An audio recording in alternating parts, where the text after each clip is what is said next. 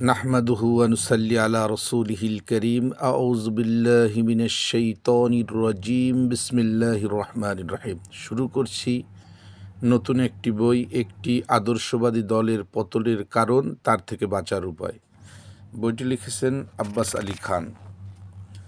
প্রকাশনা বাংলাদেশ জামায়াতে ইসলামী। প্রকাশকের কথা, ইসলামী আন্দোলনের পথিকৃৎ মরহুম আব্বাস আলী খান রচিত একটি আদর্শবাদী দলের পতনের কারণ, তার থেকে বাঁচার উপায় বইটি 1998 সালে প্রথম প্রকাশিত হয়। ক্রমবর্ধমান চাহিদার প্রেক্ষিতে বইটি আবারও প্রকাশিত হলো। যে কোনো আদর্শ প্রতিষ্ঠার জন্য দরকার একটি আদর্শবাদী মজবুত সংগঠন বা দল। আর এই দলের সাফল্যের যেমন কতগুলো কারণ থাকে, তেমনি তার পতনেরও অবশ্যই কিছু কারণ রয়েছে। এজন্য আন্দোলনের প্রতিটি কর্মীর জানা প্রয়োজন কী কারণে একটি আদর্শবাদী দলের পতন ঘটে এবং কীভাবে তার থেকে বাঁচা যায়।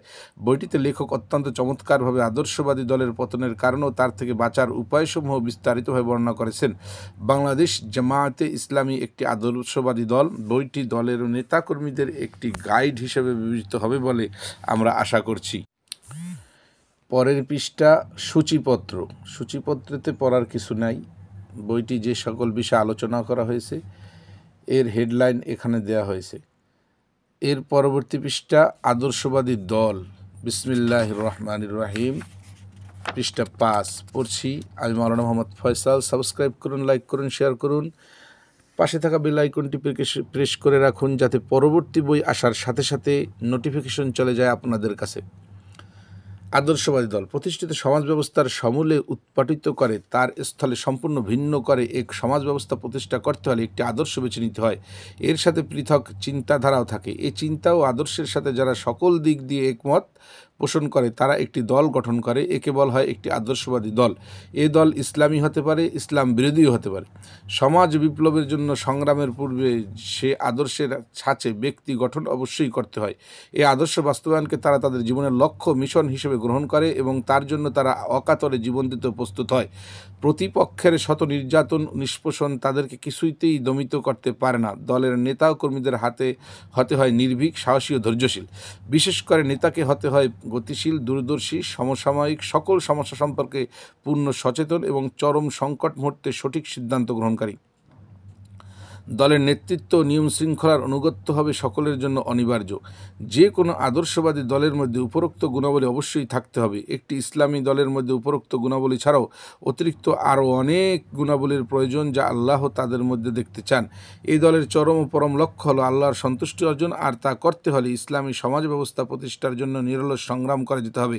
তাই এই দলের একটি ব্যক্তির প্রতিটি কথা ও কাজ এমন হতে হবে যার দ্বারা আল্লাহর সন্তুষ্টি অর্জন করা যায়, অর্থাৎ আল্লাহর সন্তুষ্টি লাভের অভিলাষী হবে তাদের সকল কর্মতৎপরতার দিগদর্শী। এ দলের আরও কিছু বৈশিষ্ট্য পরে বর্ণনা করা হবে। বাংলাদেশ জামায়াতে ইসলামীর একটি আদর্শবাদী দল। এ দলের সূচনা হয়েছিল অবিভক্ত ভারতে 1941 সালে। পৃষ্ঠা 6 দারুল ইসলাম ট্রাস্ট গঠন ও ইসলামী আন্দোলনের লক্ষ্যে দল গঠনের পটভূমি রচনা। 1947 সালে আল্লামা ইকবাল হায়দ্রাবাদ থেকে পাঞ্জাবে হিজরত করার জন্য মাওলানা মওদুদীকে আহ্বান জানান। আল্লামা ইকবাল তর্জমানুল কোরআনের মাধ্যমে মাওলানার গুণমুগ্ধ হয়ে পড়েছিলেন। অসুস্থ ও শারীরিক দুর্বলতার কারণে তিনি কখনো সৈয়দ নাজির নিয়াজি এবং কখনো মিয়া মুহাম্মদ শফিকে দিয়ে তর্জমানুল কোরআন পড়াতেন এবং মনোযোগ দিয়ে শুনতেন। ঠিক এ সময়ে জনৈক অবসরপ্রাপ্ত এসডিও চৌধুরী নিয়াজ আলী তার 60-70 একর জমি ইসলামের খেদমতের জন্য ওয়াকফ করেছিলেন। সেখানে বিভিন্ন ধরনের পাকা ঘর বাড়ি তৈরি করে বিশেষ পরিকল্পনার অধীনে দিনের বৃহত্তম খেদমতের অভিলাষী তিনি ছিলেন। এ ব্যাপারে তিনি আল্লামা ইকবালের পরামর্শ চাইলে তিনি একমাত্র মাওলানা মওদুদীকেই এই কাজের জন্য যথাযোগ্য ব্যক্তি মনে করেন। মাওলানা মওদুদী ডক্টর ইকবালের অনুরোধে তার সাথে বিস্তারিত আলোচনার পর এ কাজের দায়িত্ব গ্রহণ করতে রাজি হন এবং চিরদিনের জন্য হায়দ্রাবাদ পরিত্যাগ করে 1938 সালের 16 মার্চ পূর্ব পাঞ্জাবের পাঠানকোটে নামক স্থানে হিজরত করেন। অথবা দারুল ইসলাম নামে একটা ট্রাস্ট গঠন করে তার মহান কাজের সূচনা করেন। দারুল ইসলাম ট্রাস্ট গঠনের পর মাওলানা তার জিহাদি প্রেরণাদায়ক ভাষণ বলেন, এখন সে সময় এসে গেছে যখন আমাদেরকে মুসলমান থাকা না থাকার চূড়ান্ত ফয়সালা করতে হবে। যদি আমরা মুসলমান থাকতে চাই তাহলে আমাদেরকে আমাদের আপন পরিবেশ এবং তারপর গোটা দুনিয়াকে দারুল ইসলামের বানাবার দারুল ইসলাম বানাবার সংকল্প নিয়ে ময়দানে নামতে হবে এবং তার জন্য দেহ মন বিলিয়ে দেওয়ার পুরোপুরি ঝুঁকি নিতে হবে। আমরা যদি এতটুকু হিম্মত ও সাহসিকতা দেখাতে না পারি, তাহলে ইসলাম থেকে চিরদিন দূরে থাকার জন্য তৈরি থাকা উচিত। কারণ ভারতে ভৌগোলিক জাতীয়তার ভিত্তিতে যে গণতান্ত্রিক ধর্মহীন রাষ্ট্র ব্রিটিশ শাসনের গর্ভ থেকে জন্ম লাভ করতে যাচ্ছে এবং সমাজতান্ত্রিক ধ্যান ধারণার স্তন্যপানে বিকশিত হচ্ছে, তা আপন প্রচেষ্টার কায়েম করা অথবা নিষ্ক্রিয় থেকে তার প্রতিষ্ঠা বরদাস্ত করার পরিণাম এ হতে পারে যে মুসলমান এক সর্বব্যাপী সংস্কৃতি ও চিন্তাধারার স্রোতে তৃণখণ্ডের ন্যায় ভেসে যাবে না। আকিদা ও আমল উভয় দিক দিয়ে হবে সম্পূর্ণ ইসলাম বিরোধী। কতিপয় উম্মাদের প্রয়োজন। এ সময় দুর্দান্ত কুফরি শক্তির প্রভুত্ব কর্তৃত্ব দেখার পর যে ব্যক্তি দারুল ইসলাম কায়েমের জন্য ময়দানে নেমে পড়বে, সে অবশ্যই দেওয়ানা, উম্মাদ এবং আগুন নিয়ে খেলতে চায়। বিশ্বাস করুন, বাজি প্রায় হেরে গেছি এবং ময়দান হাতছাড়া হয়ে গেছে। এই অবস্থায় মোকাবেলার জন্য দাঁড়ানো উম্মাদেরই কাজ। এমন উম্মাদ যে জেনে বুঝে আগুনে ঝাঁপ দিতে প্রস্তুত। এখনও ভালো করে জেনে বুঝে রাখুন যে এর পরিণাম হবে প্রকৃতপক্ষে এই যে জমিন ও আসমানের প্রতি ক্ষুদ্রাতি ক্ষুদ্র বস্তু আপনাদের দুশ্মন হয়ে পড়বে এবং সকল কুফরি শক্তি ও আপনাদের কওমের মুনাফিকরা ঐক্যবদ্ধ হয়ে আপনাদের নিষ্পেষিত করার চেষ্টা করবে। কারণ তাদের পরস্পরের মধ্যে যতই মতবিরোধ থাক না কেন, দারুল ইসলাম শব্দটি তাদের নিকটে সমান চ্যালেঞ্জ এবং এ ধ্যান ধারণা তারা কেউই বরদাস্ত করতে পারে না। এসব ভালো করে জেনে বুঝে আপন মনের পর্যালোচনা করে দেখুন যে তার মধ্যে মুসলমান থাকার জজবা ও উন্মাদনার পর্যায়ে পৌঁছেছে কিনা। তারপর দেখুন যে যে জিনিস প্রকাশ্য সম্ভব বলে দেখা যাচ্ছে এবং যা লাভ করার চেষ্টায় জান ও মালের বিপুল ক্ষতি সুনিশ্চিত,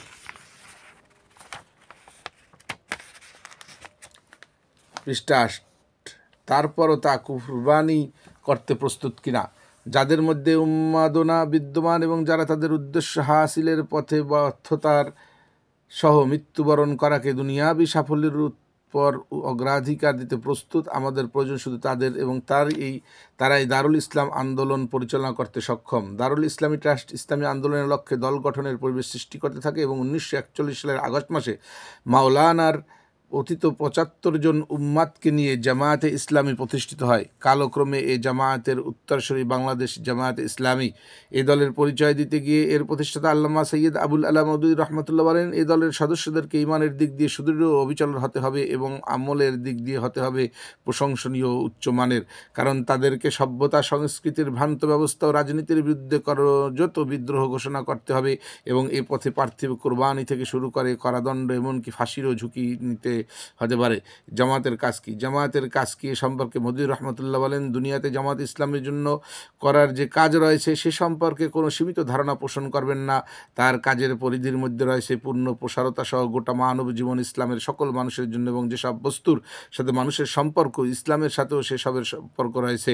অতএব ইসলামী আন্দোলন এক সর্বব্যাপী আন্দোলনের নাম। যারা জামায়াতে ইসলামীতে যোগদান করবে তাদের প্রত্যেকের একথা ভালো করে বুঝে নেওয়া দরকার যে জামায়াতে ইসলামের সামনে যে কাজ রয়েছে তা যেমন তেমন কাজ নয়। দুনিয়ার নীতি, নৈতিকতা, রাজনীতি, সভ্যতা, সংস্কৃতি, অর্থনীতি, সমাজনীতি প্রতিটি বস্তু পরিবর্তন করে দিতে হবে। খোদাদ্রোহী তার উপর যে ব্যবস্থা দুনিয়ায় কায়েম রয়েছে তা বদলিয়ে খোদার অনুগত্যের উপর তা কায়েম করতে হবে। এই কাজে সকল শয়তানি শক্তির বিরুদ্ধে তার সংগ্রাম ও প্রতিটি পদক্ষেপের পূর্বে প্রত্যেককে ভালো করে বুঝে নিতে হবে যে সে কোনো কণ্টকময় পথে পাবার আসছে। এই কথাগুলো তিনি বলেন জামাতের প্রতিষ্ঠার দিন তার প্রদত্ত ভাষণের শেষে তিনি বলেন, আমার জন্য তো এ আন্দোলন আমার জীবনের উদ্দেশ্য, আমার জীবন মরণ তারই জন্য। কেউ সম্মুখে অগ্রসর না হলে আমি হব, কেউ সহযোগিতা না করলে আমি একাকী এ পথ চলব। গোটা দুনিয়া ঐক্যবদ্ধ হয়ে বিরোধিতা করলে আমি একা তার বিরুদ্ধে লড়তে ভয় করব না। আমির নির্বাচিত হওয়ার পর জামায়াতে প্রতিষ্ঠার সঙ্গী সাথীদের উদ্দেশ্যে যে বিদায়ী ভাষণ দান করেন তার মধ্যে বিশেষভাবে উল্লেখযোগ্য হলো, এক, জামাত সদস্যদের কুরবানি, সিরাতুন্নবী, সিরাতে সাহাবার প্রতি বিশেষ অনুরাগ থাকা একান্ত আবশ্যক। এসব বারবার এক এবং গভীর মনোযোগ সহকারে পড়তে হবে। 2, এই আন্দোলনের প্রাণ হচ্ছে প্রকৃতপক্ষে তাআল্লুক বিল্লাহ, আল্লাহর সাথে সম্পর্ক। যদি আল্লাহর সাথে আপনাদের সম্পর্ক দুর্বল হয় তাহলে আপনারা ইসলামী রাষ্ট্র প্রতিষ্ঠা করতে এবং তা সাফল্যের সাথে চালাতে পারবেন না। অতএব নামাজ ছাড়াও নফল ইবাদতেও নিয়মিত ব্যবস্থা করুন। নফল নামাজ, নফল রোজা এবং সদকা এমন সব জিনিস যা মানুষের মধ্যে ইখলাস ও ঐকান্তিকতা সৃষ্টি করে। জামায়াতের রুকনদের ভালোভাবে উপলব্ধি করা উচিত যে তারা এক পৃষ্ঠা 10। বিরাট দাবিসহ বিরাট কাজের জন্য ময়দানে নামছেন। যদি তাদের চরিত্র আচার আচরণ দাবির তুলনায় এতটা হীন হয় যে তা অনুভূত হয়, তাহলে তারা নিজেদেরকে তাদের দাবিকে হাস্যকর বানিয়ে নেবেন। এ দলে সম্পৃক্ত প্রত্যেককে তার দ্বিগুণ দায়িত্ব অনুভব করতে হবে। খোদার সামনে তো অবশ্যই দায়ী থাকতে হবে, এবং সেই সাথে খোদার দৃষ্টির সামনেও তার দায়িত্ব বড় কঠিন। যে জনপদেই আপনারা থাকুন, সেখানকার সাধারণ অধিবাসীদের তুলনায় আপনাদের চরিত্র উন্নত মানের হওয়া উচিত। বরঞ্চ চরিত্র আমানতদারি ও দিয়ানতকারীদের দৃষ্টান্তমূলক হতে হবে। আপনাদের সামান্য পদস্খলন শুধু জামাতের উপরই নয়, বরঞ্চ ইসলামের উপর কালিমা আরোপ করবে এবং আপনারা অনেকের গোমরাহির কারণ হয়ে পড়বেন। জামায়াতের রুকনদের ওইসব কর্মকাণ্ড থেকে দূরে থাকা উচিত যা মুসলমানদের মধ্যে ফিরকা সৃষ্টি করে। নিজেদের নামাজ সাধারণ মুসলমান থেকে পৃথকভাবে পড়বেন না। নামাজ নিজেদের জামাত পৃথক করবেন না। কোনো বিতর্কে লিপ্ত হবেন না। এভাবে উদ্দেশ্য লক্ষ্য নিয়ে 1941 সালের আগস্টের শেষ সপ্তাহে এই আদর্শবাদী দলটি তার যাত্রা শুরু করে। তারপর থেকে আজ পর্যন্ত এই দলটি অবিচ্ছিন্নভাবে তার আদর্শ বাস্তবায়নের লক্ষ্যে সংগ্রাম করে চলেছে। এই দলটি সম্পর্কে সঠিক ধারণা লাভ করতে হলে জামায়াতে ইসলামের ইতিহাস অবশ্যই পাঠ করা দরকার। পৃষ্ঠা 11। আদর্শবাদী দলের পতনের কারণ ও তার থেকে বাঁচার উপায়। এই ধরনের একটি আদর্শবাদী দলের বিকৃতি ও পতন হতে পারে কি না, হলে কিভাবে হতে পারে তাই আলোচ্য বিষয়। একটি দলের উন্নতি, অগ্রগতি ও সাফল্যের যেমন কতগুলো কারণ থাকে, তেমনি তার বিকৃতি ও পতনের অবশ্যই কিছু কারণ থাকবে। কোনো দলই চায় না যে তার বিকৃতি ও পতন ঘটুক। সেজন্য যেসব কারণে বিকৃতি বা পতন ঘটতে পারে বলে মনে করা হয়, তা ভালো করে জেনে নিয়ে পূর্বাহ্নেই তার প্রতিরোধ করতে পারলে বিকৃতি ও পতন থেকে দলকে রক্ষা করা যায়। বিকৃতি ও পতনের কারণগুলো নিম্নরূপ। 1. দলের লক্ষ্য উদ্দেশ্যকে জীবনের লক্ষ্য উদ্দেশ্য হিসেবে গ্রহণ না করা। এই দলের তথ্য ইসলামী আন্দোলনের যে লক্ষ্য উদ্দেশ্য তা যদি কেউ পুরোপুরি তার জীবনের লক্ষ্য উদ্দেশ্য বানিয়ে নিতে না পারে, জামায়াতকে সঠিকভাবে না বুঝে কেউ যদি নিছক আবেগের বশীভূত হয়ে জামায়াতে যোগদান করে, অথবা এরূপ ধারণা নিয়ে যে জানমালের কুরবানি না করে শুধু জামায়াতভুক্ত হলেই নাজাত পাওয়া যাবে, তাহলে এসব লোক বিরাট সমস্যা সৃষ্টি করে এবং তাদের দ্বারা জামায়াতের অগ্রগতি ব্যাহত হয়। এ ধরনের মানসিকতা বেশি ছড়িয়ে পড়লে জামায়াতের বিকৃতি ও পতনের পথ খুলে যায়। জীবনের সকল প্রকার কাজকর্মের উপরে আন্দোলনের কাজকে অগ্রাধিকার না দিয়ে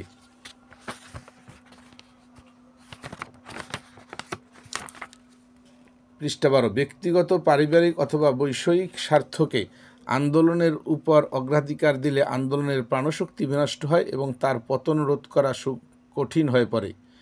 2. কোরআন, হাদিস ও ইসলামী সাহিত্য অধ্যয়ন না করা। ইসলামী আন্দোলন ও সংগ্রামের শক্তিশালী হাতিয়ার হচ্ছে ইসলামী জ্ঞান ও চরিত্র। তার জন্য নিয়মিত কোরআন, বিশেষ করে তাফহিমুল কোরআন, টিকাসহ হাদিস, সিরাতুন্নবী, সিরাতে সাহাবা, ইসলামী সাহিত্য ও ইতিহাস ও দৈনিক নিয়মিত পাঠ করা দরকার। সেই সাথে সমকালীন বিশ্ব পরিস্থিতি ও পরিবেশ সম্পর্কেও জ্ঞান রাখতে হবে। এসব অধ্যয়নের ফলে শুধু জ্ঞান লাভ করাই যাবে না, নিজের মধ্যে জিহাদি প্রেরণা চিরজাগ্রত রাখা যাবে। এ অধ্যয়ন বা পড়াশোনা বন্ধ হয়ে গেলে নিষ্ক্রিয়তা ও কর্মবিমুখতা দেখা দিবে, যা হবে বিকৃতির অন্যতম কারণ। 3. সময় ও আর্থিক কুরবানি প্রতি অবহেলা। ইসলামী আন্দোলন অধিক সময় ও বেশি আর্থিক কুরবানি দাবি করে থাকে।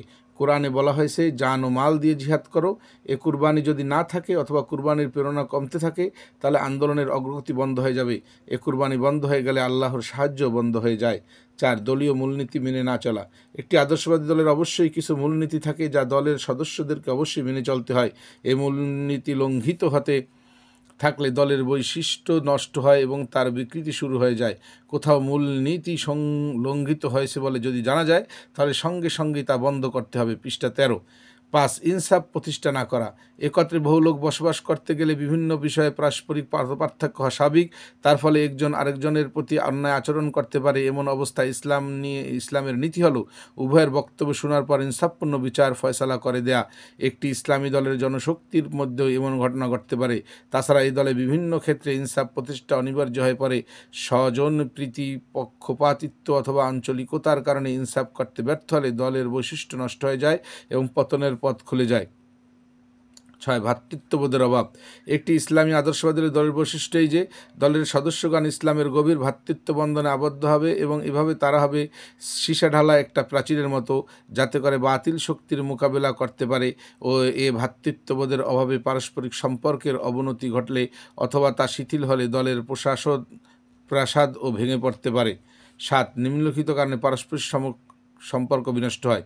ক পারস্পরিক হিংসা বিদ্বেষ, খ গীবত, পরনিন্দা, পরচর্চা। পৃষ্ঠা 14। পরশ্রীকাতরতা, ঘ একে অপরকে সন্দেহের চোখে দেখা ও কারো বিপদে আপদে তার খোঁজখবর না নেয়া, চ পরস্পর বৈষয়িক স্বার্থে ঝগড়া বিবাদে লিপ্ত হওয়া, ছ অযথা কারো প্রতি কুধারণা পোষণ করা। কুরআন ও হাদিসে এসব আচরণের ভয়াবহতা পরিণামের কথা বলা হয়েছে। এসব কারণে শুধু একটি দলই নয়, বরঞ্চ মুসলিম জাতিসত্তার ভিত্তি নড়বড় হয়ে পড়ে। 8 নিম্নলিখিত কারণে একটি ইসলামী দল তার প্রকৃত পরিচয় হারিয়ে ফেলে এবং নিষ্ক্রিয় ও প্রাণহীন হয়ে পড়ে। ক কৃত শপথ পূরণ না করা, আল্লাহর সাথে করা শপথ ও মানুষের সাথে করা শপথ, বিশেষ করে যে শপথ গ্রহণ করে জামাতে প্রবেশ করা হয়, শপথ ভঙ্গ করলে কথা ও কাজের কোনো মিল থাকে না, এটাকে বিশ্বাসঘাতকতা বলা হয়। এর পরিণাম খুবই মারাত্মক বলে কোরআন ও হাদিসে উল্লেখ করা হয়েছে।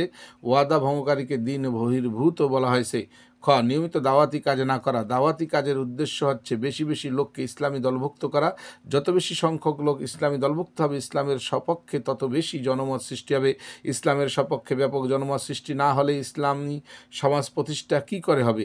দাওয়াতি কাজ অব্যাহত গতিতে চলতে না থাকলে জামায়াতের সাথে সংশ্লিষ্ট ব্যক্তিগণও নিরুৎসাহ হয়ে পড়ে এবং অনেকে জামায়াত থেকে কেটে পড়ে। গ মাসিক সাহায্য নিয়মিত না দেয়া। জান ও মালের কুরবানির শপথ করে ইসলামী দলে সামিল হয়ে সে কুরবানি না করলে দল চলবে কি করে? পৃষ্ঠা 15। ঘ জামায়াতের ডাকে সকল ব্যক্তিগত ও বৈষয়িক কাজ পরিহার করে নির্দিষ্ট সময় যথাস্থানে হাজির না হওয়া। একটি দলকে আদর্শবাদী বিপ্লবী দল তখনই বলা হবে যখন দলের নেতার পক্ষ থেকে আমন্ত্রিত ব্যক্তিগণ নির্দিষ্ট তারিখে নির্দিষ্ট স্থানে যথাসময়ে হাজির হবেন। এভাবে তার আদর্শিক ও নৈতিক মান প্রমাণিত হওয়ার পর আর কিছু করার প্রয়োজন নাও হতে পারে। তাদেরকে বলা হবে, আপনারা নেতার ডাকে যথাসময়ে সাড়া দিয়ে পরিপূর্ণ অনুগত্যের পরিচয় দিয়েছেন, এমন দলের দ্বারাই বিপ্লব সম্ভব। এখন আপনারা স্ব স্থানে ফিরে যেতে পারেন। জামায়াত প্রতিষ্ঠাতা সৈয়দ আবুল আলা মওদুদ রহমতুল্লাহ একটি সম্মেলনে ঠিক এরূপ কথাই বলেছিলেন। প্রতি মুহূর্তে খোদার ভয় এবং আখিরাতের জবাবদিহি অনুভূতি মনের মধ্যে জাগ্রত না থাকা, এই অনুভূতি বিলুপ্ত হলে মুসলমান হিসেবে জীবনযাপন সম্ভব নয়। জনশক্তির মধ্যে নৈরাশ্য হতাশা সৃষ্টি হওয়া। দলের জনশক্তির মধ্যে নৈরাশ্য হতাশা সৃষ্টি হলে তা বিকৃতি ও পতনের কারণ হয়। এই হতাশার কারণ নির্ণয় করা দরকার। ভ্রান্ত চিন্তাধারা ও পরিশুদ্ধ ইসলামী চিন্তার অভাবে হতাশার সৃষ্টি হয়। জনশক্তির মধ্যে যদি চিন্তার প্রাবল্য দেখা যায় যে তো কাল যাবৎ আন্দোলন করা হচ্ছে, বিজয়ের কোনো লক্ষণ দেখা যাচ্ছে না, সরকার গঠন তো দূরের কথা, সংসদেও বেশি আসন পাওয়া যাচ্ছে না, দেশে জনপ্রিয়তা অর্জন করা যাচ্ছে না, জামায়াতের নীতি নির্ধারণে অবশ্যই কিছু ভুল হয়ে থাকবে, তা সংশোধন করা দরকার। এসব চিন্তার দ্বারা পরোক্ষভাবে নেতৃত্বের প্রতি অনাস্থা জ্ঞাপন করাই হয়ে থাকে এই জামায়াতের পতনেরই পূর্বাভাস। এ ধরনের চিন্তা যারা করেন তাদের নিকট জয় পরাজয়ের মানদণ্ড কী? তাদের ধারণা একটানা সংগ্রাম ও চেষ্টা চালিয়ে চরিত্রের সুফল যদি অবিলম্বে অথবা জীবনে পাওয়া না যায়, তাহলে তা অলবৎ পরাজয়। একেবারে বস্তুবাদী চিন্তা প্রসূত। জামায়াত প্রতিষ্ঠাতা আল্লামা মওদুদী জামায়াতে গঠনের পূর্বে 9 বছর যাবৎ ইসলামকে তার সত্যিকার রূপ ও আকৃতিতে পেশ করেন এবং পশ্চাত্যের জড়বাদী মতবাদ ও চিন্তাধারার পরিবর্তে ইসলামী চিন্তা চেতনা সৃষ্টির কাজ করেন। এসব তিনি করেছিলেন তার মাসিক পত্রিকা তারজমানুল কোরআনের মাধ্যমে। সে সময় তিনি তার পত্রিকার সম্পাদক প্রবন্ধে যে মূল্যবান কথা বলেন তার গুরুত্ব বিবেচনা করে নিম্নে উদ্ধৃত করা হলো। মুসলমান জাতির অবস্থা বর্তমানে এক অনুর্বর ভূমিখণ্ডের মতো হয়ে পড়েছে। তার মধ্যে নিকৃষ্ট ধরনের বৃক্ষাদি খুব বাড়ে ও ফুলে ফলে সূচিত হয়, কিন্তু উৎকৃষ্ট ধরনের বৃক্ষ বর্ধিত ও বিকশিত হতে পারে না। আমাদের চোখের সামনে বহু কল্যাণ ও সংস্কারের বীজ তো জমিনেই বিনষ্ট হয়ে গেল, কোনটি অঙ্কুরিত হলেও তার মূল বিস্তার লাভ করতে পারেনি। এই অবস্থা সম্পর্কে আমি স্বয়ং অবহিত ছিলাম। যখন আমি এ কাজ শুরু করি তখন আমার শুভাকাঙ্ক্ষীগণ আমাকে এই বলে নসিহত করেন, অনুর্বর জমিতে বীজ ফেলে নষ্ট করো না। কিন্তু আমার দৃষ্টিতে মর্দে মুমিনের এ কাজ নয় যে জমিন দুরবস্থা, মৌসুমের অনুপযোগিতা ও পানির স্বল্পতা দেখে সে হিম্মত হারিয়ে ফেলবে। এজন্য অনধিকাল থেকে তার এ ভাগ্যেই লিখে রাখা হয়েছে যে সে অনুর্বর জমিতে হাল চালাবে।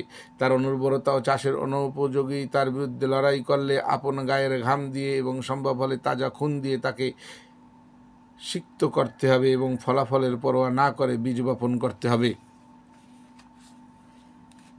পৃষ্ঠা 17।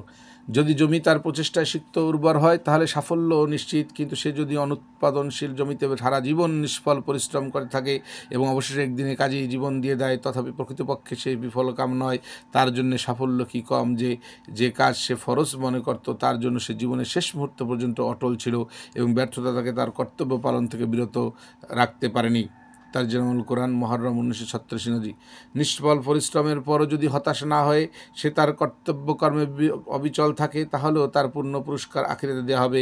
মাওলানা আরও বলেন, প্রত্যেকে সত্যানুসন্ধী ব্যক্তির অপরিহার্য কর্তব্য এই যে সে যেন তার মধ্যে কিয়ামতের দিনের তীব্র অনুপ্রেরণা সৃষ্টি করে। এই চেষ্টা চরিত্রের পরিণাম কী হবে তা আলোচনা বহির্ভূত। এমনও হতে পারে যে মাটির উপর দিয়ে টেনে হেঁচড়ে নেওয়া হবে, জ্বলন্ত কয়লার উপর নিক্ষিপ্ত করা হবে এবং আমাদের মৃতদেহ কাক চিলের খাদ্য হবে।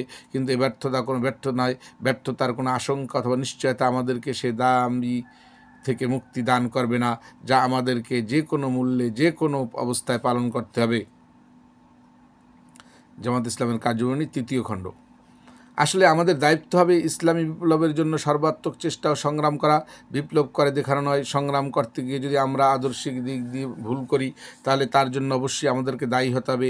আজীবন সঠিকভাবে জান ও মালের কোরবানি সহ সংগ্রাম করার পরই তা সুফল লাভ করার প্রশ্ন আসে। তবে আল্লাহ ইচ্ছা করলে দুনিয়ার জীবনেও সাফল্যের স্বাদ গ্রহণ করা যেতে পারে।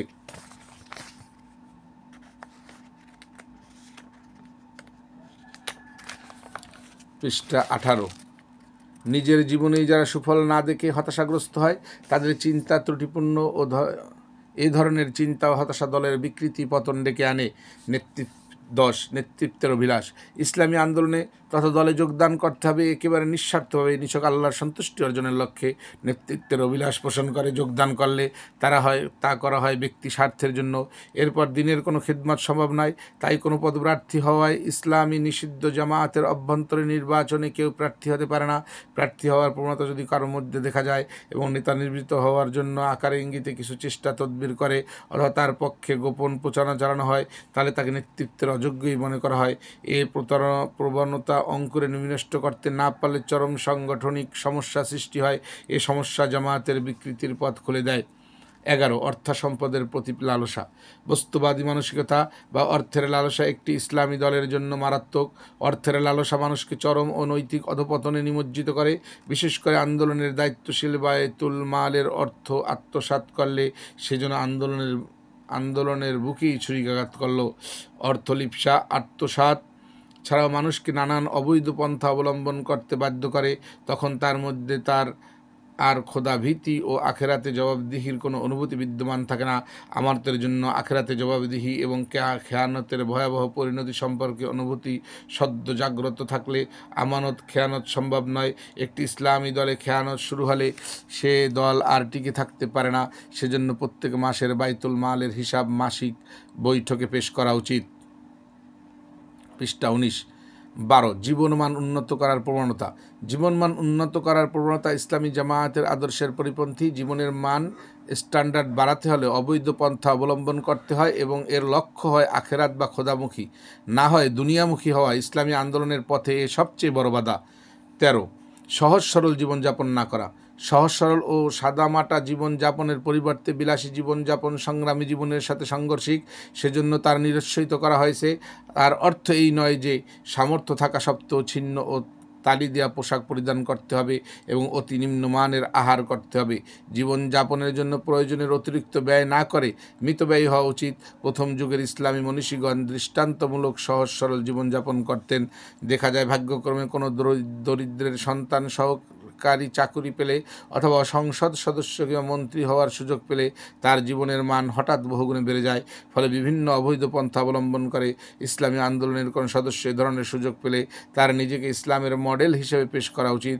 বর্তমান যুগে এটা যে সম্ভব তা মালয়েশিয়ার কেলান্তান রাজ্যে দেখতে পাওয়া যায়। এ রাজ্যে পাশ নামের ইসলামী দল কিছুকাল যাবৎ সরকার পরিচালনা করে আসছে। পৃষ্ঠা 20 কেলান্তার রাজ্যের মুখ্যমন্ত্রী নিক আব্দুল আজিজ একজন প্রখ্যাত আলেমদ্বীন। মুখ্যমন্ত্রীর জন্য সরকার থেকে নির্ধারিত রাজকীয় ভবন আছে, সেখানে অবস্থান না করে তিনি তার প্রত্যেক বাড়িতে বাস করেন, যা খুব নিম্নমানের এবং সেখানে তার সিকিউরিটির কোনো ব্যবস্থা নেই এবং কোনো প্রোটোকলও মেনে চলা হয় না। ড্রয়িং রুমে কোনো কার্পেট বা সোফা সেট নেই। 91 আগস্ট মাসে এখানে তার সঙ্গে মিলিত হয়েছিলাম।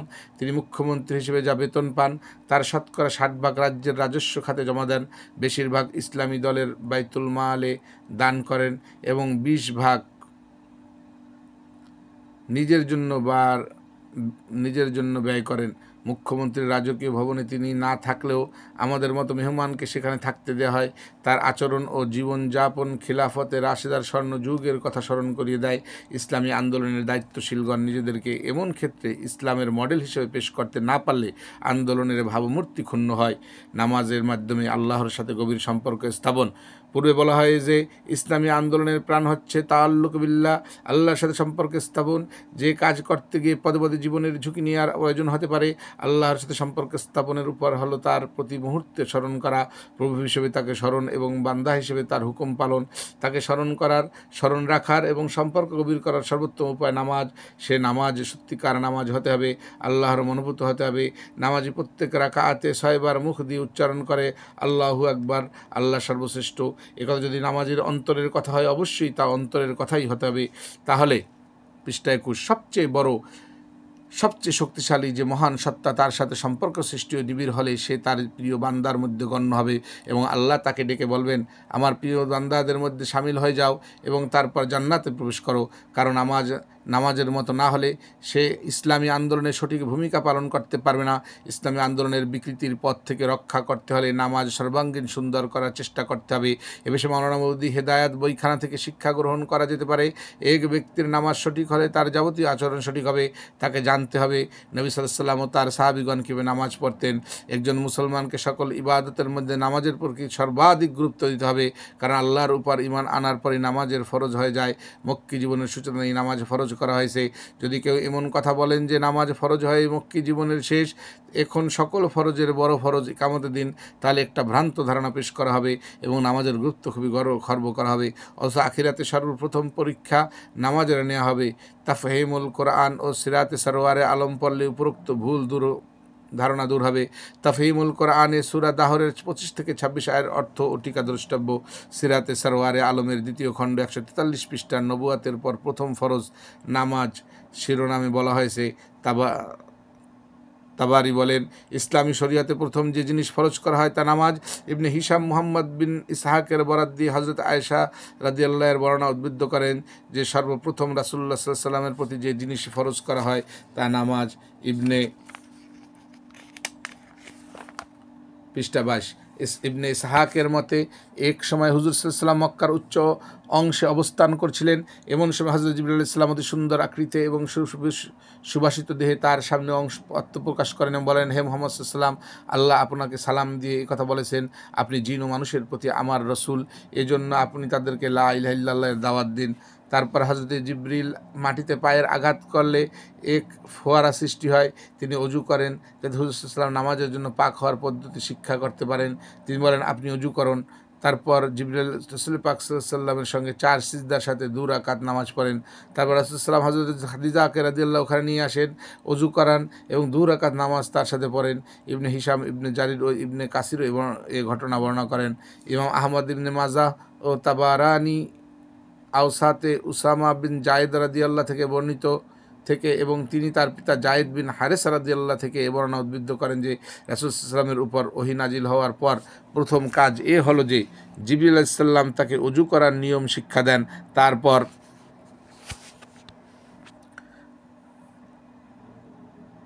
তিনি নামাজের জন্য দাঁড়িয়ে যান এবং রাসূল সাল্লাল্লাহু আলাইহি ওয়াসাল্লাম বলেন, আমার সাথে নামাজ পড়ুন। তারপর রাসূল সাল্লাল্লাহু আলাইহি ওয়াসাল্লাম বাড়ি এসে হযরত খাদিজা রাদিয়াল্লাহু নিকটে সেই ঘটনা উল্লেখ করেন। তিনি আনন্দে অধীর হন। তারপর রাসূল সাল্লাল্লাহু আলাইহি ওয়াসাল্লাম তাকে সেভাবেই উজু করতে বলেন এবং তার সাথে সেভাবেই নামাজ পড়তে বলেন যেভাবে তিনি জিবরিলের সাথে পড়েন। অতএব এ ছিল প্রথম ফরজ যা ইকরা নাজিল হওয়ার পর নির্ধারণ করা হয়। ইকামতের দিনের সংগ্রাম অবশ্যই ঈমানের দাবি। এই কাজের জন্য যে মন মানসিকতা যে চরিত্র ও গুণাবলীর প্রয়োজন তা নামাজির মধ্যে সৃষ্টি করে। তার জন্য নামাজ সত্যিকার নামাজের মতো হতে হবে। নামাজের যাবতীয় মাসাইল নামাজিকে জেনে নিতে হবে। নামাজের সূরা ফাতিহা সহ কোরআন পাকের যে আয়াতসমূহ পাঠ করা হয় তার উচ্চারণ শুদ্ধ হতে হবে। নামাজ যদি সঠিকভাবে যথাসময়ে জামাতের সাথে পড়া না হয়, একাগ্রতা ও বিনয় নম্রতা সহ পড়া না হয়, বরঞ্চ তাড়াহুড়া করে পড়া হয়, সকলের পেছনে মসজিদে প্রবেশ এবং সকলের আগে বেরিয়ে আসা হয়, তাহলে একটি ইসলামী দলের ভাবমূর্তি নষ্ট হয় এবং সাধারণ মুসলমান দলটিকে একটি দ্বীনি দল বা জামাত হিসেবে মেনে নিতে দ্বিধাবোধ করে। পরিপূর্ণ একাগ্রতা সহ ধীরে ধীরে থেমে থেমে তা দিলে আরকান সহ নামাজ পড়তে হয়। রুকু সিজদাও তেমনভাবে করতে হবে। তাড়াহুড়ো করে নামাজ পড়লে তা নামাজের মতো হবে না। পোশাক পরিচ্ছদ এমন হওয়া দরকার যাতে পরহেজগারির ছাপ থাকে। ইসলামী আন্দোলনের দায়িত্বশীল নেকটাই পরিধান করে জনসম্মুখে যাওয়া অথবা জনসভায় ভাষণ দেওয়া সম্পর্কে জায়েজ না জায়েজ বিতর্কে না গিয়ে এতটুকু বলা যায় যে এতে পাশ্চাত্য সভ্যতা সংস্কৃতির প্রভাব সুস্পষ্ট। জামাত প্রতিষ্ঠাতা এ ধারণাই দিয়েছেন। নামাজ প্রসঙ্গে এই কথাও মনে রাখা দরকার যে তাহাজ্জুদ নামাজ ফরজ করা না হলেও আল্লাহর সাথে গভীর অনবির সম্পর্ক মজবুত করা তাহাজ্জুদ ব্যতীত সম্ভব নয়। সকল যুগে আল্লাহর পথে জিহাদকারীগণ নিয়মিত তাহাজ্জুদের অভ্যাস করেছেন। তাদের প্রতি আল্লাহর মদদ নেমে এসেছে। রাতের শেষে প্রহরে নরম গরম ও সুখকর সাজ্জা ত্যাগ করে খোদার দুয়ারে ধর্ণা দিতে যারা চায় না, তারা ইসলামী আন্দোলনের দুর্গম পথে চলতে গিয়ে জান ও মালের কোরবানি দিবে কী করে? কোরআন পাকে তাহাজ্জুদ নামাজের জন্য বিশেষভাবে তাকিদ করা হয়েছে। যারা নিয়মিত তাহাজ্জুদ আমল করে, কোরআন তাদেরকে মুহসিন এবং মুত্তাকি নামে অভিহিত করে। তাদেরকে আল্লাহর রহমত এবং আখিরাতে চিরন্তন সুখ শান্তির অধিকারী বলে আখ্যায়িত করেছে।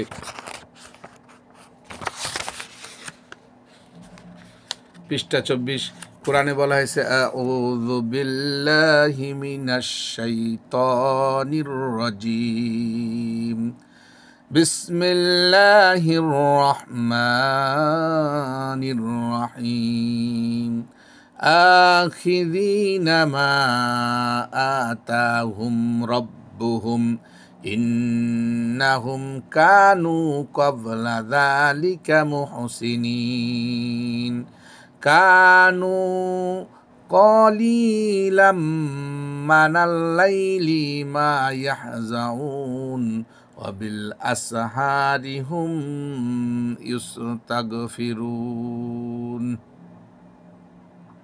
নিশ্চয়ই মুত্তাকি লোক বাগিচায় এবং ঝর্ণার আনন্দ ভোগ করতে থাকবে এবং যে নিয়ামত তাদের প্রভু তাদেরকে দিতে থাকবেন সেগুলো তারা গ্রহণ করবে, কারণ নিঃসন্দেহে তারা এর পূর্বে মুহসিনিন বড়ই নেককার ছিল।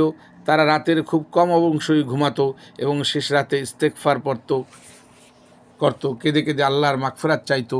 আজ-জারিয়া 16-18।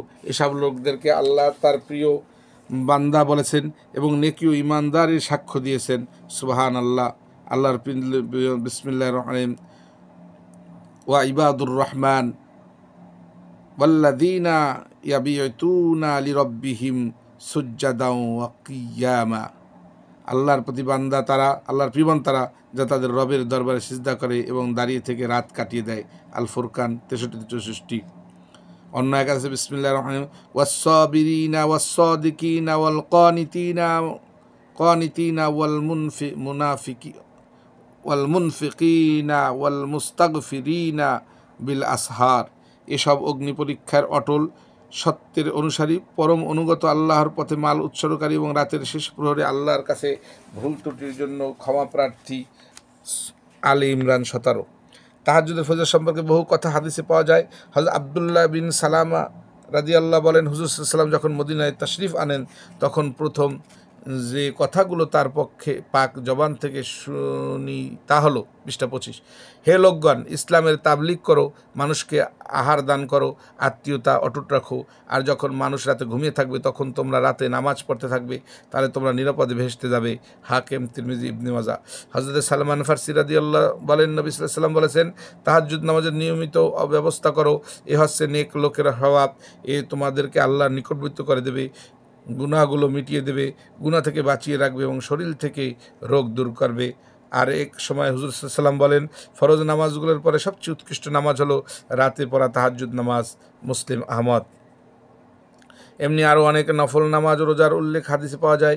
রাসূল সাল্লাল্লাহু আলাইহি ওয়াসাল্লাম এসব পালন করেছেন এবং পালনের জন্য উৎসাহিত করেছেন।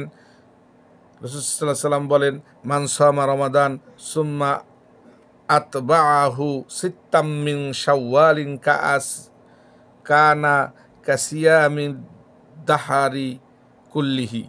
যে রমজানে রোজা রাখলো এবং তারপর শাওয়ালের 6টি রোজা রাখলো, তা এ গোটা সময়কালের রোজার সমান। মুসলিম। রাকআতাদ দুহা খায়রুম মিনাদ দুনিয়া ওয়ামা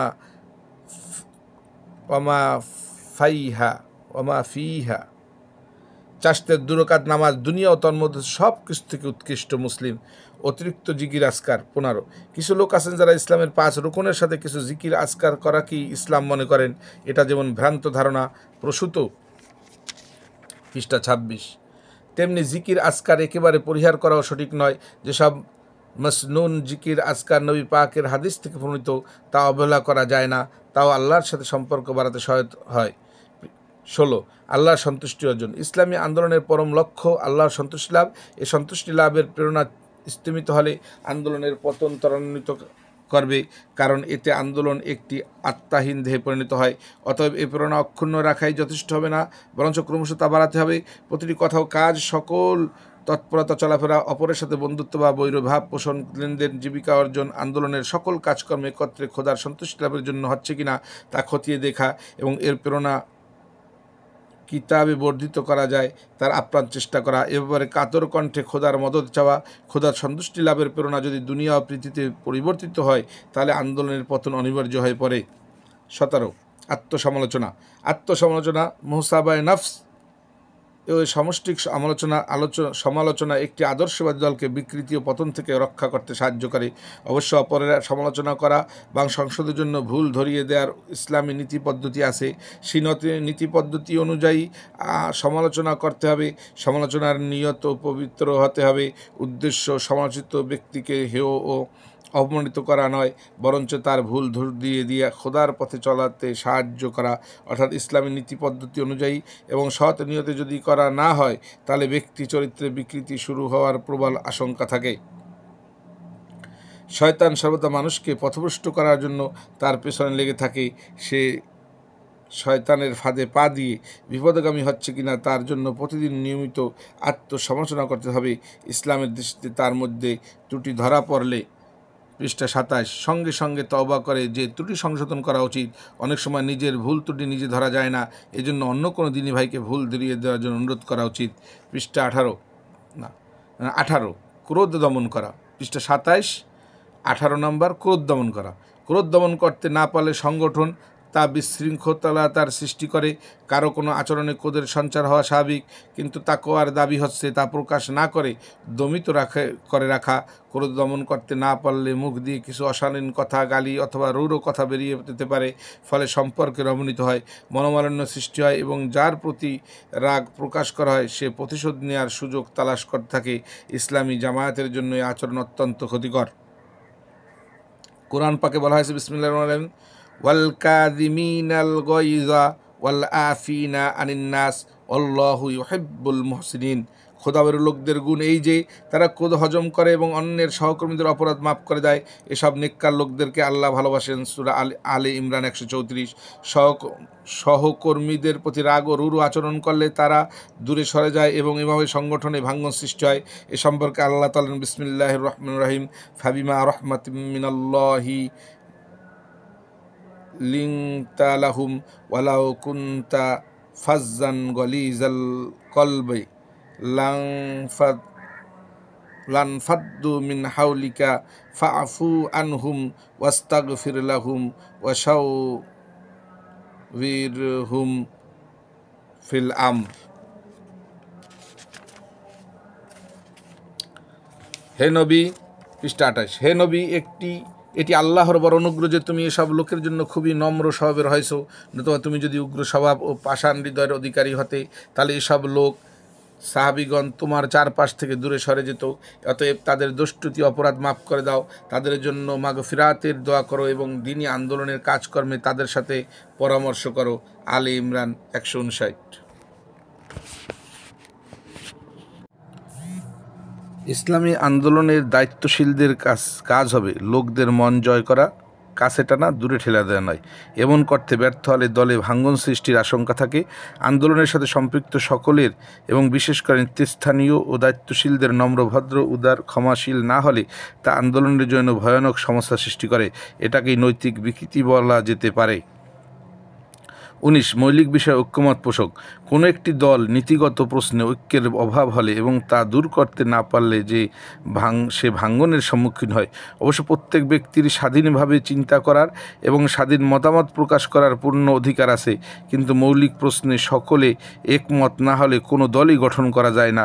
একটি সিকিউলার ইসলাম বিরোধী অথবা অনইসলামী দলের মতানৈক্য দেখা যায়, সে অনৈক্যের পেছনে থাকে ব্যক্তি স্বার্থ।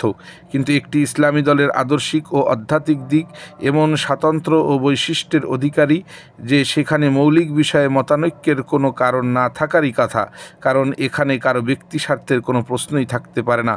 এ দলের চিন্তা চেতনা ও আবেগ অনুভূতির একমাত্র উৎস কোরআন ও সুন্নাহ। একই উৎস থেকে নিশ্চিত চিন্তা চেতনার মধ্যে সাদৃশ্য ও ঐক্য হয় স্বাভাবিক, তথাপি সাময়িকভাবে মতপার্থক্য হওয়া স্বাভাবিক কিছু নয়। আমাদের উচিত চিন্তার ঐক্যের জন্য পরিস্থিতির সঠিক মূল্যায়ন এবং ঐক্যের মূল উৎসের প্রতি সর্বদা দৃষ্টি নিবন্ধন রাখা। তা না হলে অনৈক্যের আঘাতে একটি দল ক্ষতবিক্ষত হয়ে শেষ হয়ে যায়। পৃষ্ঠা 29 জামাত প্রতিষ্ঠাতা যে সঠিক ইসলামী চিন্তাধারার পরিবেশন করেন, যার ফসল উপমহাদেশে ইসলামী আন্দোলনের সে চিন্তাধারার সাথে একাত্ম হতে হলে 30-এর দশকে দেখা তার মাসিক তারজমানুল কোরআন বারবার মনোযোগ সহকারে পড়া উচিত। তার রাসায়েল, মাসায়েল ও পাঠ্য তালিকাভুক্ত হওয়া উচিত। উল্লেখ্য ইসলামী আন্দোলন সঠিকভাবে বুঝতে হলে এবং তার প্রাণশক্তি লাভ করতে হলে তাফহিমুল কোরআনের বিকল্প কোনো তাফসির নেই। তাফহিম তার টিকাসহ অবশ্যই পড়তে হবে। মাওলানা উপরোক্ত গ্রন্থাবলী বারবার না পড়ার কারণে চিন্তার ক্ষেত্রে বন্ধ্যাত্ব সৃষ্টি হয়, যা হয় চিন্তার অনৈক্যের কারণ। 20 বিরোধী পরিবেশ পরিস্থিতি দ্বারা প্রভাবিত না হওয়া। ইসলাম বিরোধী পরিবেশ পরিস্থিতি দ্বারা প্রভাবিত হলে ইসলামী দলের বিকৃতি শুরু হয়। ইসলামের বৈশিষ্ট্য প্রভাবিত হলে ইসলামী দলের বিকৃতি শুরু হয়। ইসলামের বৈশিষ্ট্য প্রভাবিত হওয়া নয়, স্রোতে ভেসে যাওয়া নয়, বরঞ্চ আপন স্থানে অবিচল থেকে স্রোতের বিপরীত দিকে চলার চেষ্টা করা। বর্তমানে সর্বত্র যে ইসলাম বিরোধী পরিবেশ বিদ্যমান, তার দ্বারা প্রভাবিত হলে ইসলামের পথে অবিচল থাকা সুকঠিন হয়ে পড়ে। এ পরিবেশ মানুষের মন ও মস্তিষ্কে চিন্তা চেতনা ও কর্মকাণ্ডের উপর প্রভাব বিস্তার করে। এ জাহিলিয়াতের পরিবেশ দ্বারা প্রভাবিত হলে চিন্তার অঙ্গনে দ্বিধাদ্বন্দ্বের সৃষ্টি হয় এবং এমন সব চিন্তার উন্মেষ হয় যা ইসলামী চিন্তার সাথে সাংঘর্ষিক হয়ে পড়ে। অথবা কথাবার্তার, আচার আচরণের, রাজনৈতিক কর্মকাণ্ডে, মিটিং মিছিলে এ স্লোগানে তার প্রতিফলন দেখতে পাওয়া যায়। ভাষণ দিতে গিয়ে অশালীন ও কুরুচিপূর্ণ ভাষা ব্যবহার করা হয়, অথবা প্রতিপক্ষের প্রতি ইট পাটকেল বা বোমা নিক্ষেপ করা হয়, অথবা আগ্নেয়াস্ত্র ব্যবহার করা হয়। তখন একটি সিকিউলার দল এবং ইসলামী দলের মধ্যে পার্থক্য করা কঠিন হয়ে পড়ে। একটি ইসলামী দলকে এসব কিছুর বহু ঊর্ধ্বে থাকতে হবে, নতুবা বিরাজমান বিষাক্ত পরিবেশের প্রভাব গ্রহণ করলে চিন্তা ও কর্মে বৈসাদৃশ্য দেখা দিবে এবং তা ক্রমশ একটি আদর্শবাদী ইসলামী দলের বিকৃতি ও ভাঙ্গনের পথ সুগম করবে। এজন্য পৃষ্ঠা 30 ইসলাম ও জাহিলিয়াত সম্পর্কে ধারণা সুস্পষ্ট হওয়া দরকার।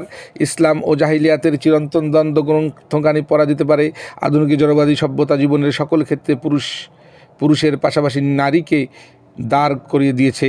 নারী স্বাধীনতার দাবি পূরণ করতে গিয়ে তা করা হয়েছে। এর ফলে নারী কিছু আর্থিক সুযোগ সুবিধা লাভ করলেও নারীত্বের মর্যাদা বিনষ্ট করা হয়েছে। প্রকৃতিগতভাবে নারীর নিজস্ব দায়িত্ব পালনের পর অতিরিক্ত পুরুষের দায়িত্বের বোঝা সে কাঁধে নিয়েছে। উপরন্তু তাকে পুরুষের ভোগ বিলাসের বস্তুতে পরিণত করা হয়েছে। সমাজের নৈতিক পরিবেশ ধ্বংস করা হয়েছে। নারী পুরুষের অবাধ মিলনের পূর্ণ সুযোগ করে দিয়ে ব্যভিচারকে অপরাধ নয়, বরং চিন্তা বিনোদন মনে করা হয়েছে। বিবাহকে একটা হীন প্রাচীন প্রথা, দাম্পত্য দায়িত্ব পালনকে একটি অসহনীয় বন্ধন, সন্তান জন্মদান ও বংশবৃদ্ধিকে মূঢ়তা, স্বামীর অনুগত্য এক প্রকার দাসত্ব, স্ত্রী হওয়াকে একটা বিপদ এবং প্রেমিক প্রেমিকা সাজা একটা কাল্পনিক স্বর্গ মনে করা হয়েছে। নারী পুরুষের অবাধ মেলামেশার বিষময় পরিণাম বিশ্বের সর্বত্রই লক্ষ্য করা যাচ্ছে। ফলে পারিবারিক অবস্থা ও মানসিক চিন্তা মানসিক শান্তি বিনষ্ট করা হয়েছে। তথাকথিত নারী স্বাধীনতার আকর্ষণীয় স্লোগান মুসলমানদেরকে প্রভাবিত করছে। পরিতাপের বিষয়, ইসলামী দল নামে পরিচিত মুসলিম বিশ্বের কোনো কোনো সংগঠন সমাজে সকল ক্ষেত্রে নারীর দায়িত্ব পালন জরুরি মনে করে এবং তা করতে গিয়ে ইসলামী নীতি নৈতিকতার সীমালঙ্ঘন করেছে। যেমন নারী পুরুষের মিশ্র সমাবেশ, অফিস সেক্রেটারি, যুবতী রিসেপশন, যুবতী সাক্ষাৎকারে নারী পুরুষের হ্যান্ডশেক প্রভৃতি তাদের চিন্তা চেতনা জড়বাদী চিন্তা চেতনার দ্বারা প্রভাবিত বলে মনে হয়।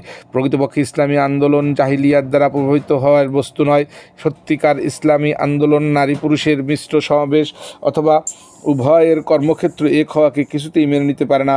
দুর্ভাগ্যবশত তা যদি কখনো হয় তাহলে তাকে ইসলামী আন্দোলন বলা যাবে না এবং তার দ্বারা ইসলামী বিপ্লব কখনো সম্ভব হবে না। এ সম্পর্কে পূর্ণ সচেতন থাকতে হবে। পৃষ্ঠা 31। উল্লেখ্য, নারী ও পুরুষের মধ্যে প্রাকৃতিকগতভাবে একে অপরের প্রতি একে তীব্র আকর্ষণবোধ আছে, যার ফলে পরস্পরের কাছে যে পেতে এবং মিলিত হতে চায়। এই মিলন একমাত্র বিবাহের মাধ্যমে বৈধ করা হয়েছে। বিবাহিত একত্রে মিলন বহু অনাচার পাপাচার সমাজকে জর্জরিত করছে। এই অনাচার থেকে সমাজকে রক্ষা করতে হলে নারী ও পুরুষের কর্মক্ষেত্র পৃথক হতে হবে, মিশ্র সমাবেশ পরিহার করতে হবে।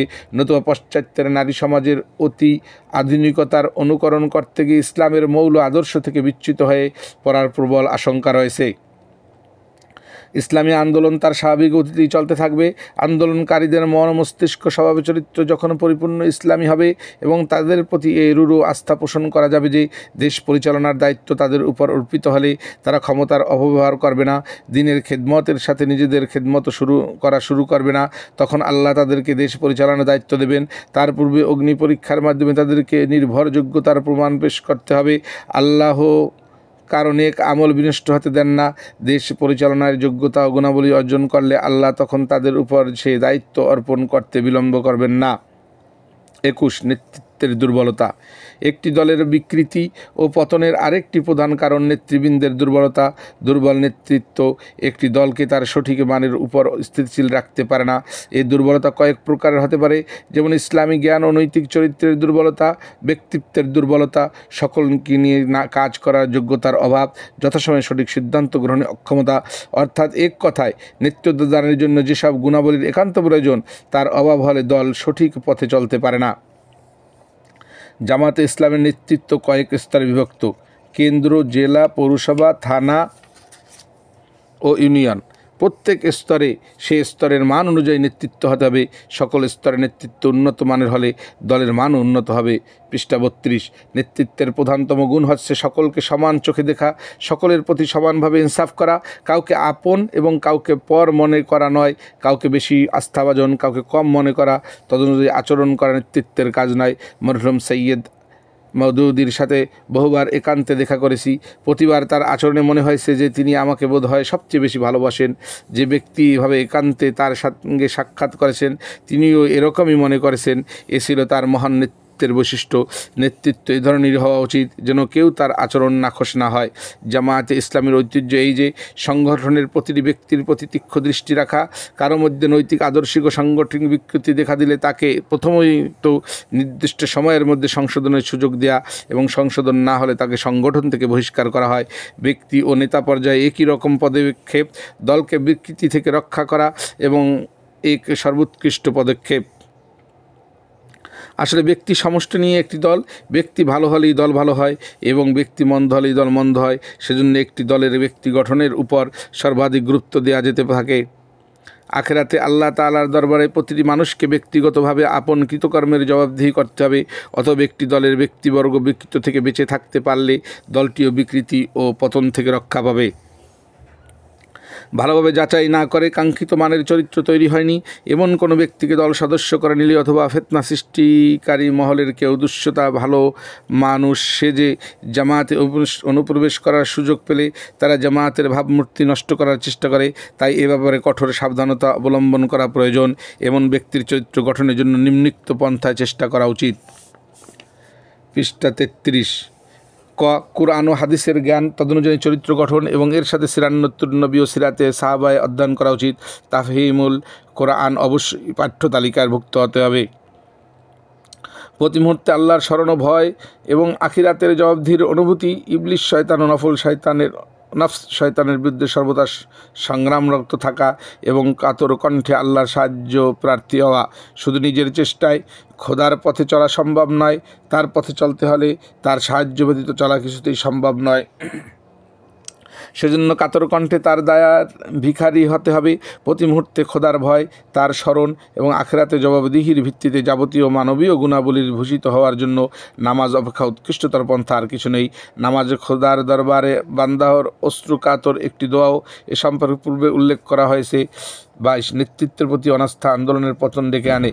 জনশক্তির অধীন স্বাধীন মতামতের ভিত্তিতে দলের নেতা নির্বাচিত হয় এবং এটাই সঠিক পন্থা। প্রত্যেক নিঃস্বার্থভাবে তার জ্ঞান বুদ্ধিতে যাকে সকলের চেয়ে সব দিক দিয়ে নেতৃত্বের গুণাবলীতে ভূষিত দেখতে পায়, তার সপক্ষে গোপন ব্যালটের মাধ্যমে তার রায় দেবে।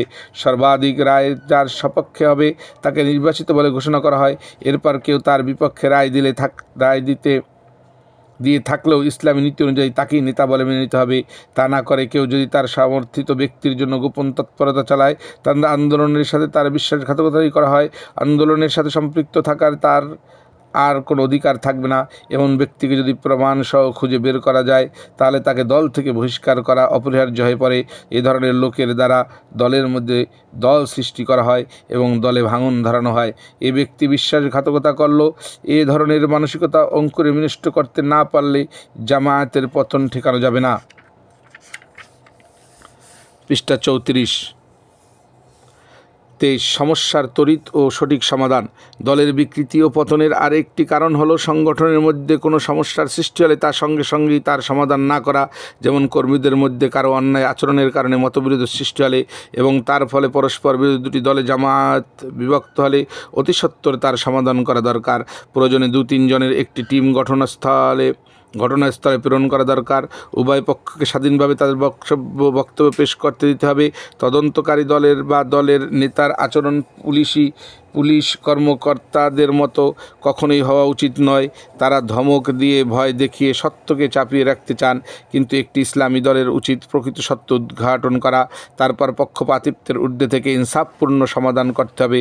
কোনো পুলিশ কর্মকর্তা অথবা সরকারি চাকুরিতে নিয়োজিত কোনো ব্যক্তি অপরাধ করলে বিভাগীয় তদন্তে তাকে অনেক সময় নির্দোষ প্রমাণিত চেষ্টা করা হয়। একটি ইসলামী দলে এমনটি কিছুতেই উচিত নয়। সূরা আল মায়েদায় 8 নম্বর আয়াত আল্লাহ বলেন, বিসমিল্লাহির রহমানির রহিম, ইয়া আইয়ুহাল্লাযীনা আমানু কুনু কাওয়ামিনা লিল্লাহি শুহাদাআ বিল কিসত। হে ঈমানদারগণ, সত্যের উপর স্থায়ীভাবে প্রতিষ্ঠিত হও ও ইনসাফের সাক্ষ্যদাতা হয়ে যাও। পরিপূর্ণ ইনফাক প্রতিষ্ঠার লক্ষ্যে নবীগণের আগমন ও ইসলামের আবির্ভূত আন্দোলনের নেতৃত্ব দানকারী কোনো ব্যক্তি যতই যোগ্যতা সম্পন্ন হোক না কেন, তিনি যদি ইসলামের মূলনীতি ভঙ্গ করেন, দুর্নীতি ও অর্থ আত্মসাতের অভিযুক্ত হন, তাহলে তাকে ক্ষমা করলে অথবা বিষয়টি ধামাচাপা দিয়ে রাখলে এক সময় বিস্ফোরণ ঘটতে পারে এবং দলের বৃহত্তর ক্ষতি হতে পারে। সমস্যার সুষ্ঠু সমাধান না করে তা জিইয়ে রাখলে দলের বিকৃতি ও পতন হওয়ার প্রবল আশঙ্কা থাকে। আর একটি কথা নেই, সঙ্গত সমালোচনা যদি বরদাস্ত করতে পারেন না, তার দ্বারা ইনসাফ কায়েম হবে এ আশা করা যায় না। তাই অসীম ধৈর্য, সহনশীলতা ও খোদা ভীরুতার সাথে এসব সমস্যার মোকাবিলা করতে হবে। 35 পৃষ্ঠা। ত্যাগ ও কুরবানি ব্যতীত কখনো কোনো বিপ্লব হয়েছে ইতিহাসে এর কোনো নজির খুঁজে পাওয়া যায় না। একমাত্র ত্যাগ ও কুরবানির মাধ্যমে বিপ্লবের জন্য কাঙ্ক্ষিত চরিত্র তৈরি হয়। ঈমান আনার পর সে ব্যক্তিকে আল্লাহ ভিন্নভাবে পরীক্ষার সম্মুখীন করেন এবং এ পরীক্ষার দ্বারা তার ঈমান সত্য অথবা মিথ্যা প্রমাণিত হয়। এ পরীক্ষায় জানো মালের অশেষে কুরবানির প্রয়োজন হয়। দুনিয়ার প্রতি দুনিয়া পরস্তি পরিত্যাগ করে ত্যাগ ও কুরবানি স্বতঃস্ফূর্তভাবে করতে না পারলে তার মধ্যে ইসলামের বিপ্লবী চরিত্র কখনোই তৈরি হতে পারে না। প্রাথমিক পর্যায়ে ত্যাগ ও কুরবানির মাধ্যমে ইসলামী আন্দোলন শরিক হওয়ার পরও কোনো এক সময় দুনিয়া প্রীতি তার উপর প্রভাব বিস্তার করে, আন্দোলন থেকে দূরে ঠেলে দিতে হতে পারে। এর থেকে বাঁচার জন্য সর্বদা আল্লাহর কাছে দোয়া করা উচিত, যে দোয়া তিনি শিখিয়ে দিয়েছেন। বিসমিল্লাহির রহমানির রহিম, রব্বানা লা তুযিগ কুলুবানা বা'দা ইয হাদাইতানা ওয়া হাব লানা মিন লাদুনকা রাহমা ইন্নাকা আনতাল ওয়াহ্হাব। হে আমাদের রব, যখন তুমি আমাদের সোজা পথে চালিয়েছ তখন আর আমাদের অন্তরকে বক্রতার দ্বারা আচ্ছন্ন করে দিও না। তোমার দয়ার ভাণ্ডার থেকে আমাদের জন্য রহমত করো, কেন প্রকৃত দাতা তুমি। হে আমাদের রব, অবশ্যই তুমি সমগ্র মানব জাতিকে একদিন একত্রে সমবেত করবে, যে দিনটির আগমনের ব্যাপারে কোনো সন্দেহ নেই। তুমি কখনো ওয়াদা থেকে বিচ্যুত হও না। সূরা আলী ইমরান 8। আর্থিক সচ্ছলতার জন্য যদি আন্দোলনের পার্শ্ব সংগঠন হিসেবে কোনো সংঘ, সমিতি, এনজিও অথবা ধরনের কোনো কিছু তৈরি করা হয়, তাহলে এর দ্বারা বস্তুবাদ মানসিকতা সৃষ্টি হবে।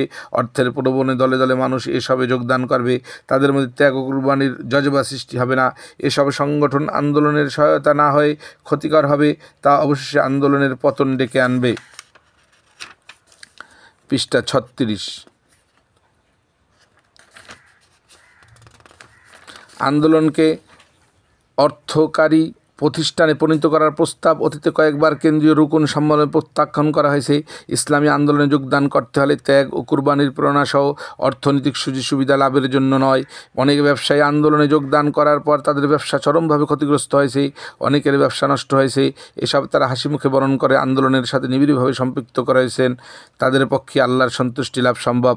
হালাল পন্থায় ব্যবসা বাণিজ্য অবশ্যই করতে হবে, যাদের তা করার সামর্থ্য আছে, কিন্তু আন্দোলনে শরিক হওয়ার পর তাকে কাঙ্ক্ষিত আর্থিক কুরবানি ও সময় দান করতে হবে। আন্দোলনের স্বার্থকে ব্যবসার স্বার্থের উপর প্রাধান্য দিতে হবে।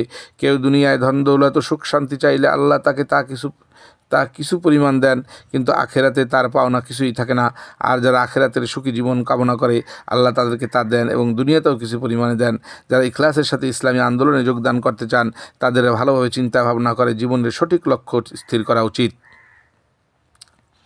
আন্দোলনের সাথে সম্পৃক্ত 2-4 জন মিলে কোনো ব্যবসা প্রতিষ্ঠান করাতে কোনো দোষ নেই, যদি তারা নিয়মিত দাওয়াতি কাজ করেন, জামাতের শৃঙ্খলা ও নিয়মনীতি মেনে চলেন, সেই সাথে আল্লাহর পথে অকাতরে অর্থ ব্যয় করতে থাকেন। কিন্তু তারা যদি উদারতা ও ক্ষমাশীলতার মনোভাব পরিহার করে কর্মচারীদের প্রতি খারাপ ব্যবহার করেন, সাধ্যের অতীতে কাজের বোঝা চাপিয়ে দেন, তাদের প্রতি ইনসাফপূর্ণ আচরণ না করেন, তাহলে ইসলামী আন্দোলনের ভাবমূর্তি বিনষ্ট হবে। লোক ইসলামী আন্দোলন থেকে সরে পড়বে। এর দ্বারা এটাই প্রমাণিত হবে যে তারা দুনিয়ার সামান্য ব্যবস্থাপনা চালাবার যোগ্যতাই রাখে না। এমন লোক একটি ইসলামী রাষ্ট্র পরিচালনা করবেন কীভাবে? জামায়াত প্রতিষ্ঠাতা বলেছেন, আমরা প্রকৃতপক্ষে এমন একটা দল তৈরি করতে চাই যার সদস্যগণ একদিকে দিনদারি, পরহেজগারি, পারিভাষিক দিনদার, মুত্তাকি থেকে হবে অধিকতর অগ্রসর, এবং অপরদিকে দুনিয়ার ব্যবস্থাপনা চালাবার জন্য সাধারণ দুনিয়ার থেকে হবে অধিকতর যোগ্যতা ও ক্ষমতা সম্পন্ন। পৃষ্ঠা 37-25। বাইতুল মাল সম্পর্কে আমানতদারির অভাব ও আর্থিক লেনদেনের সততার অভাব। নবী আকরাম সাল্লাল্লাহু আলাইহি সাল্লাম আমানতদারির অভাবকে ইমানের অভাব বলে ঘোষণা করেছেন। আমানত খেয়ানত সেই করতে পারে যে পার্থিব স্বার্থকে আখেরাতের উপর প্রাধান্য দেয়। একটি ইসলামী সংগঠনের বাইতুল মাল যার দায়িত্বে থাকে, তার পূর্ণ আমানতদার হওয়া একান্ত বাঞ্ছনীয়। এদিক দিয়ে পূর্ণ নির্ভরযোগ্য হতে হবে। দুর্ভাগ্যবশত কেউ বাইতুল মাল তাসরুফ করলে সে তার নির্ভরযোগ্যতা হারিয়ে ফেলে এবং ইসলামী সংগঠনে থাকার অধিকারও হারিয়ে ফেলে। জামায়াত গঠনের পর রোকনগণের উদ্দেশ্যে মাওলানা প্রথম ভাষণে কথাও বলেন যে সর্বদা বাইতুল মালের তদারকি করতে হবে। তদারকির অভাবে তা তসরুফ করার আশঙ্কা থাকে। এ সম্পর্কে জামাতে ইসলামের কড়াকড়ি থাকলেও তা অনেক সময় মেনে চলা হয় না। বাইতুল মাল থেকে কিছু আত্মসাৎ এমন এক অপরাধ যার কঠোর শাস্তি আখিরাতে দেওয়া হবে বলে হাদিসে বর্ণিত হয়েছে। মুসলিম শরীফের হাদিসে আছে যে হযরতে আব্দুল্লাহ বিন ওমর রাদিয়াল্লাহু বলেন, খায়বার যুদ্ধের ঘটনা, মুসলমান বিজয়ী এবং শত্রুর ময়দান ছেড়ে পালানো সাহাবীগণের কয়েকজন নবী সাল্লাল্লাহু আলাইহি সাল্লামের ময়দানে ঘুরে ফিরে দেখছেন। তারা নবীকে সাল্লাল্লাহু আলাইহি সাল্লামকে বললেন, অমুক শহীদ, অমুক শহীদ। তারা সামনে অগ্রসর হওয়ার পর এক মৃত ব্যক্তিকে দেখলেন। তারা বললেন, অমুক ব্যক্তি শহীদ। নবী সাল্লাল্লাহু আলাইহি সাল্লাম বলেন, না, কখনো না, তাকে তো আমি জাহান্নামে দেখতে পেলাম, কারণ সে একটা চাদর বা কুর্তা চুরি করেছিল। অথবা নবী সাল্লাল্লাহু আলাইহি সাল্লাম বলেন, হে ইবনে উমর, যাও এবং লোকের মধ্যে ঘোষণা করে দাও, মুমিন ছাড়া কেউ বেহেশতে প্রবেশ করতে পারবে না। তিনি ইবনে ওমর রাদিয়াল্লাহু বলেন, পৃষ্ঠা 38, তারপর আমি বের হয়ে এ ঘোষণা করলাম যে হে মুমিন ব্যতীত কেউ বেহেশতে প্রবেশ করতে পারবে না। মুসলিম। এর থেকে আমাদের শিক্ষা গ্রহণ করা উচিত যে ইসলামকে বিজয়ী করার আন্দোলন করতে গিয়ে আমানত খেয়ানত করে আমরা যে জাহান্নামের পথ বেছে না নিই। এক ব্যক্তি আল্লাহর দুশমনের বিরুদ্ধে যুদ্ধ করতে গিয়ে জীবন দিয়েও জান্নাত লাভ করতে পারলেন না, কারণ তিনি মালে গনিমত বা আমানত খেয়ানত করেছিলেন। আমরা যদি খোদা না খাস্তা আমানত খেয়ানত করি, তারপর এ কারণ কি নাজাত পাবো যে এ কারণে কি নাজাত পাবো যে ইসলামী আন্দোলনের সাথে সম্পৃক্ত ছিলাম? আমানত, খেয়ানাত, লেনদেনে অসচ্ছলতা, অবৈধ উপায়ে ধন সম্পদ অর্জনের মোহ ইসলামী আন্দোলনের পতনের কারণ হয়ে পড়ে। এদিকে তীক্ষ্ণ দৃষ্টি রাখা আন্দোলনের সুস্থতার জন্য একান্ত জরুরি। দাওয়াত ও তাবলিগ এবং তারবিয়াতি নিজাম। একটি ইসলামী দলের সর্বপ্রথম কাজই হচ্ছে মানুষের সামনে ইসলামের দাওয়াত পরিবেশন করা। পেশ করতে হবে বুদ্ধিমত্তায়, হৃদয়গ্রাহী ভাষায়। আল্লাহর সকল নবী এ কাজ আঞ্জাম দিয়েছেন। দাওয়াতি কাজের দুটি সুফল যদি তা সঠিকভাবে করা যায়, এক, সঠিক দাওয়াত দানের মাধ্যমে যত বেশি লোককে আন্দোলনের সাথে সম্পৃক্ত করা যাবে, তত বেশি ইসলামের সপক্ষে জনমত সৃষ্টি হবে। ইসলাম বিপ্লবের জন্য জনমত সৃষ্টি অপরিহার্য। দুই, যিনি দাওয়াত পেশ করবেন তাকে অবশ্যই ইসলামের মডেল হিসেবে নিজেকে উপস্থাপন করতে হয়, ফলে তার পক্ষে ইসলামের অনুশাসন মেনে চলার প্রেরণা সৃষ্টি হয়। একটি ইসলামী দলের দাওয়াতি কাজ বন্ধ হয়ে গেলে তো তা একটা প্রাণহীন ও অর্থহীন সংগঠনে পরিণত হয়। দলের প্রতিটি ব্যক্তি নিয়মিত দাওয়াতি কাজ করেছেন কিনা তার ভালোভাবে তদারকি হওয়া দরকার। 39, তারবিয়াত নিজাম। দাওয়াতদাতার মধ্যে যেসব যোগ্যতা ও গুণাবলীর প্রয়োজন তা অর্জন করার জন্য তারবিয়াত নিজাম বা প্রশিক্ষণ ব্যবস্থা অবশ্যই থাকা দরকার। জামাত ইসলামী বাংলাদেশ তা আছে, তা ফলপ্রসূ হচ্ছে কিনা তা খতিয়ে দেখা উচিত। মাওলানা মোদী বিভিন্ন সময়ে কর্মী ও রুকনদের বিভিন্ন সমাবেশ ও তারবিয়াত ও তাজকিয়া সম্পর্কে যে মূল্যবান ভাষণ দিয়েছেন তার কিছু এখানে উল্লেখ করা হচ্ছে।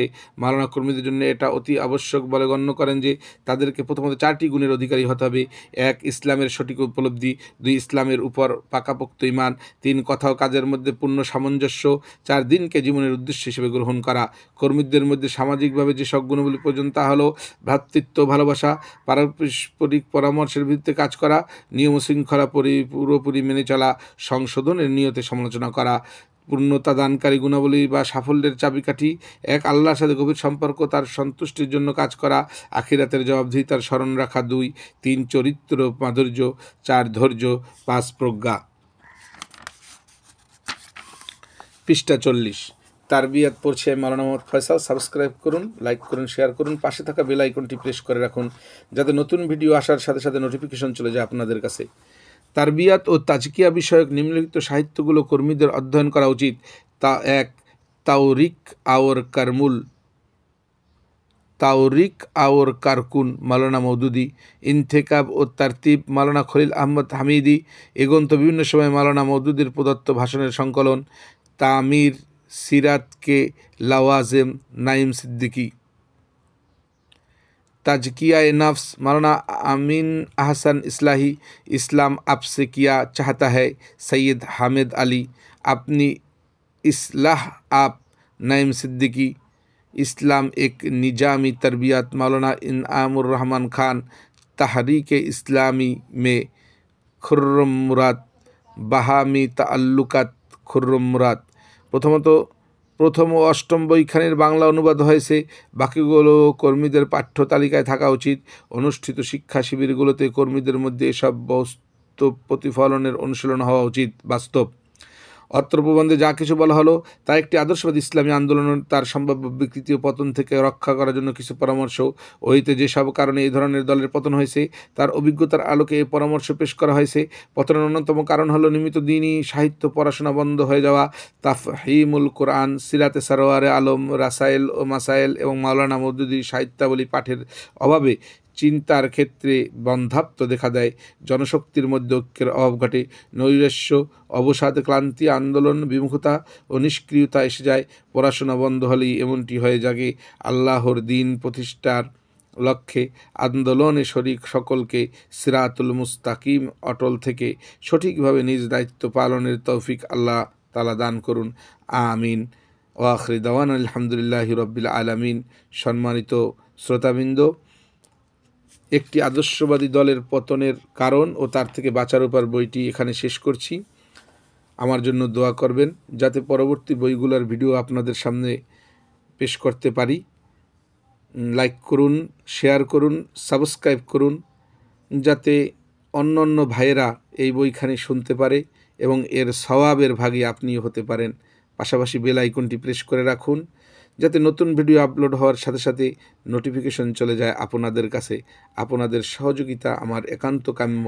এই বলে আমি এখানেই শেষ করছি। আসসালামু আলাইকুম রহমতুল্লাহ। হিসেবে গ্রহণ না করা এই দলের তথ্য